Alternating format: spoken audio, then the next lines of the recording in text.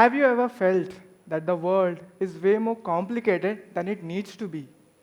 Instructions that feel like they were written by cryptographers, processes that demand a user manual, a helpline, and maybe a prayer. Even the simplest things often feel like mental marathons. I used to think that complexity was a sign of intelligence. But now, I think it's just bad design. Because here's what I have learned: people don't want information, they want transformation.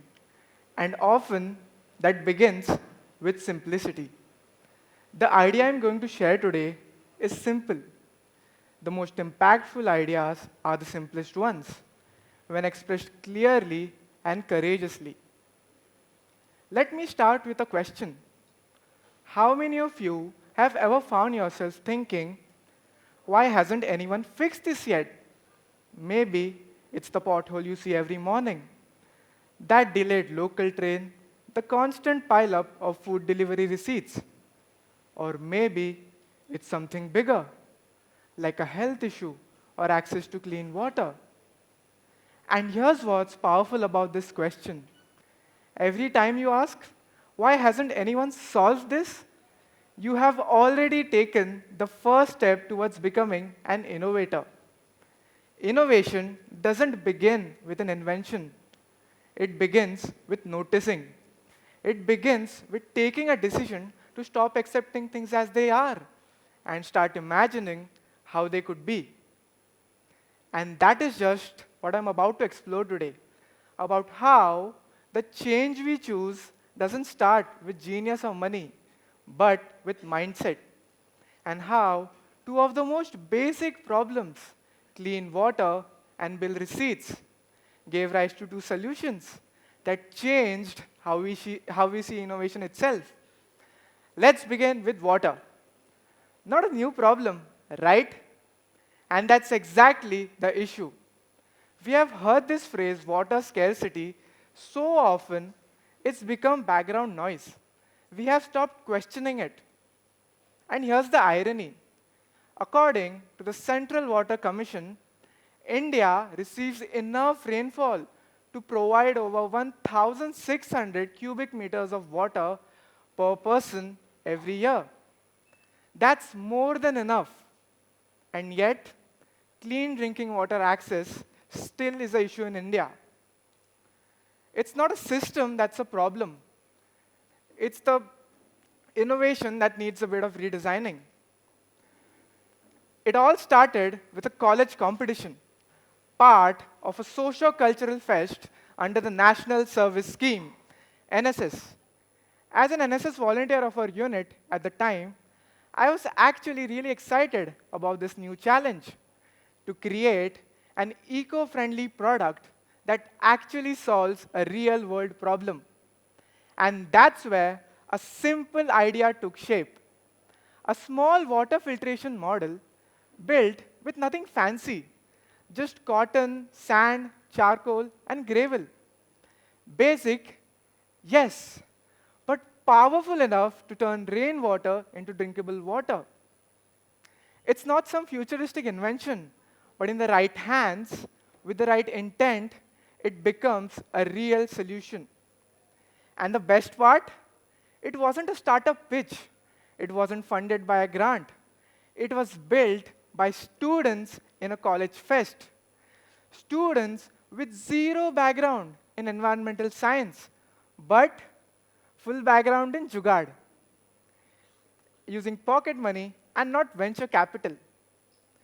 The impact felt so real that we decided to take it a step further. We filed for a patent. And yes, it finally got registered and officially granted. Sometimes, innovation isn't about big inventions. It's about looking at the obvious and doing something about it. Let's take a moment to talk about something. A simple filter launched by Hindustan Unilever called as PureFit. No fancy tech, just gravity, simple filter, and smart design. While competitors focused on high-end features, Pureit focused on just one thing: accessibility. The result? Clean and safe drinking water access to over 10 million households. It wasn't the most advanced idea, but it was the most thoughtful one.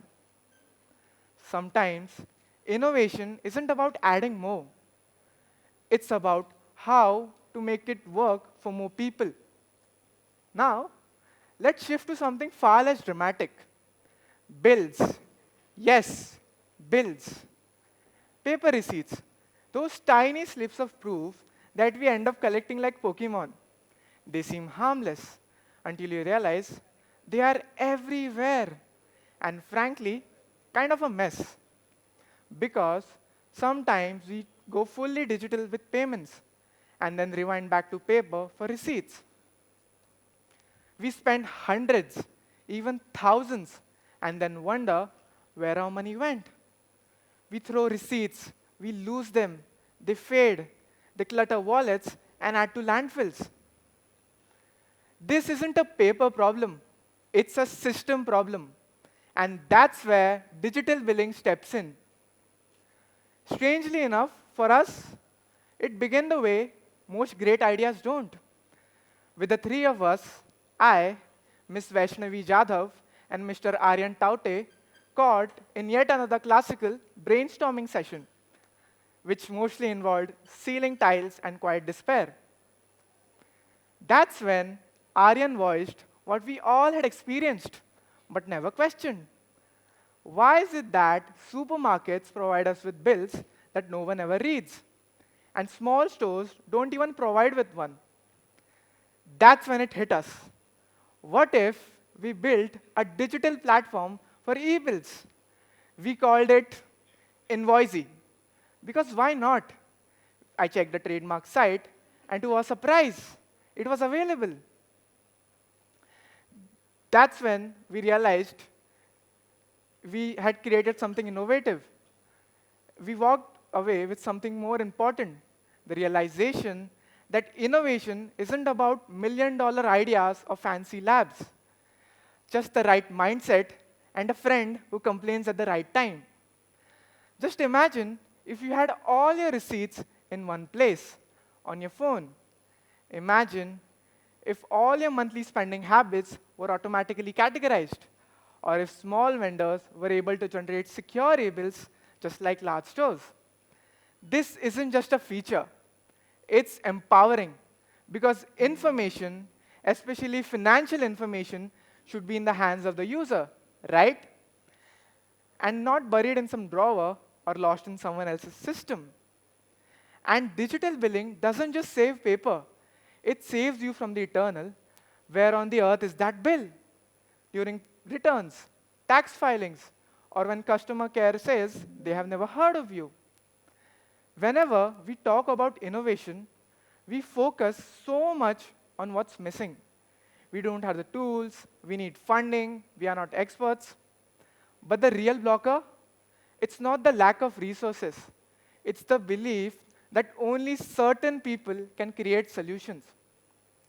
Innovation is what happens when ordinary people challenge outdated systems with fresh perspectives. Commerce students building a water filter? Why not? School children tracking local rainfall to build a collection model? Why not? A group of friends digitizing street vendor billing? Absolutely.